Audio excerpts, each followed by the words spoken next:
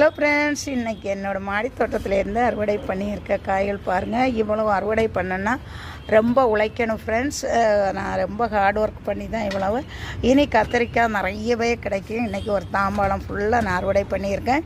5 விதமான கத்திரிக்காய். இது ஒரு வெரைட்டிஸ், இது ஒரு க்ரீனு, இது வரி, இதுலேயும் பச்சை வரி கத்திரிக்காய், இப்படி கொஞ்சம் பாகற்காய், கொஞ்சம் காஷ்மீர் ரோஸ், தனி ரோஸ், 2-3 காராமணி, இந்த காக்கலம்பூ, 2-3 பச்சை மிளகாய், 3 வெண்டைக்காய், இவ்வளோ அறுவடை பண்ணியிருக்கேன் ஃப்ரெண்ட்ஸ். இதை அப்புறம் இங்கே பாருங்கள், இந்த கீரை மறந்துட்டேன்னு, இந்த கீரையை அறுவடை பண்ணி.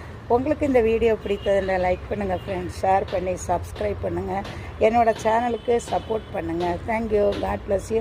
முழுக்க இந்த சேனல் நான் என்னோடய குழந்தைங்க, ஸ்கூல் பிள்ளைங்க படிக்கணும், பேரண்ட்ஸு இன்ஸ்பிரேஷன் ஆகி அவங்களும் மாடித்தோட்டம் வைக்கணும், ஒரு இயற்கை உணவு, ஆர்கானிக் உணவு எல்லாருமே சாப்பிடணுன்னா ஒரு நல்ல எண்ணத்தோடு தான் நான் இந்த மாடித்தோட்டம்